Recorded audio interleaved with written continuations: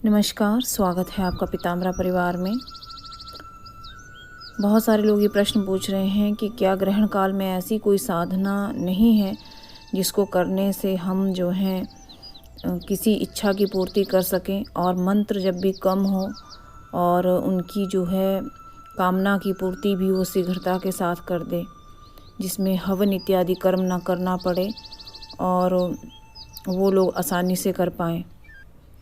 तो ये शतपत्री का एक साधना है, आप इसे आसानी से कर सकते हैं।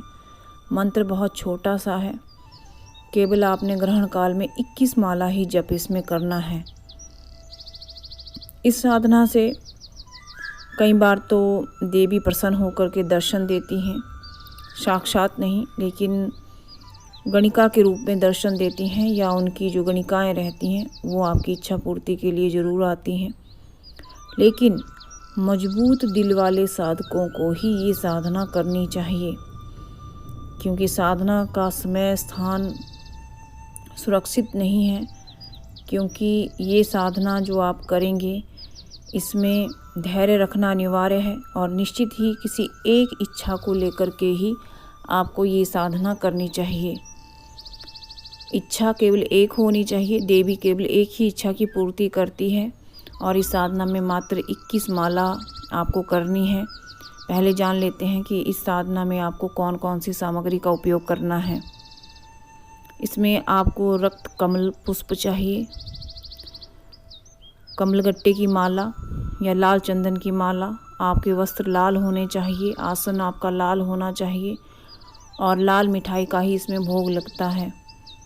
कोई भी मिठाई हो, लाल रंग की हो, दूध से बनी मिठाई हो तो ज़्यादा अच्छा है। साधना आप कहाँ कर सकते हैं? ये साधना आपको घर पर नहीं करनी है, ये साधना नदी तीर पे ही आप कर सकते हैं। मात्र 21 माला आपको इसमें जप करना है। ग्रहण काल में ही देवी आपके सामने आ सकती है, लेकिन ये बहुत कम होता है। लेकिन इच्छाओं की पूर्ति, ऐसा देखा गया है कि इच्छाओं की पूर्ति देवी अवश्य में भी कर देती है। मात्र 1 दिन के अंदर ही आपकी इच्छा की पूर्ति हो जाती है। आपने जब नदी तट के किनारे इसका एक माला जब आप करेंगे तो उसके बाद आपको देवी का आवाहन करना है। आवाहन आप मन ही मन कर सकते हैं। पहले एक माला मंत्र का अभ्यास आप कीजिए, उसके बाद देवी का आवाहन आप कीजिए और देवी से अपनी इच्छा व्यक्त कर दीजिए। भोजपत्र पर आप अपनी इच्छा को लिख सकते हैं कि मेरी ये इच्छा है या मैं ये चीज़ चाहता हूँ। जो भी आप चाहते हैं वो भोजपत्र पे लिख दीजिए, उसके चारों तरफ 4 दिए जला दीजिए, देवी को प्रणाम कीजिए और भोजपत्र पे जो आप इच्छा लिखेंगे वो लाल चंदन से ही आपने लिखनी है और नदी किनारे दक्षिण दिशा की तरफ मुख करके आपको बैठना है। क्योंकि इसमें अनुभव आपको बहुत खतरनाक हो सकते हैं। अपने मन पे काबू रखना है। होगा कुछ नहीं, बशर्ते जब तक आप अपने आप को स्वयं भ्रमित ना करें। क्योंकि कई बार ऐसा देखा गया है कि आपके आसपास चक्रवात हो सकता है, आपको लगेगा कि नदी तीर पे लहरें उठ रही हैं या आपको बवंडर का अंदेशा हो सकता है, लेकिन ऐसा कुछ होता नहीं है। वो सब मन के भ्रम रहते हैं। अगर आपको इस तरह की फीलिंग भी आए या आपको लगे कि हो रहा है, क्योंकि भ्रम वही है जो हम देख रहे हैं लेकिन वो है नहीं, लेकिन हमें होता हुआ प्रतीत होता है। तो ऐसी अवस्था में आपने अपने मन को मजबूत रखना है, भ्रमित होने नहीं देना है। आप किसी को अपने साथ ले जा कर के भी ये साधना संपन्न कर सकते हैं। लेकिन जो दूसरा व्यक्ति हो, उसने कोई सुरक्षा कवच धारण किया हो और वो आपसे कम से कम 50 मीटर की दूरी पे कहीं साइड में बैठ सकता है।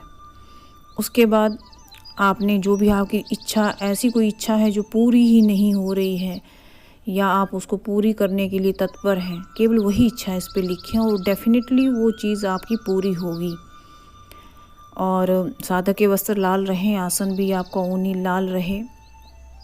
दिए जो आपने लेने हैं वो भी आपने लाल रंग में रंग लेने हैं, 4 दिए। भोग के रूप में 4 मिठाई ही आपने रखनी है लाल रंग की और देवी का आवाहन मन ही मन करना है कि देवी मेरी ये इच्छा है और मैं इसलिए ये साधना कर रहा हूँ, आप मेरी इच्छा की पूर्ति कीजिए और मैंने भोग स्वरूप आपको मिष्ठान रखा है। उस मिष्ठान को अर्पित करें और उसके बाद आप जब मंत्र जप करना शुरू करेंगे तो 21 माला से पहले आँखें बिल्कुल भी नहीं खोलनी है और आपको इस मंत्र जप को आपने करना है।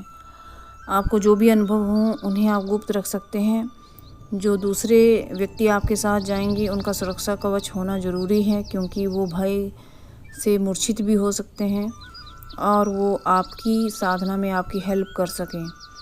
21 माला जब आप पूरी कर लें तो डेफिनेटली आपकी इच्छा की पूर्ति अगले 24 घंटे के अंदर हो जाती है। अब जानते हैं कि मंत्र क्या है। मंत्र है ओम द्रीम सतपत्रिके द्रीम द्रीम श्रीम स्वाहा। मात्र छोटा सा मंत्र है।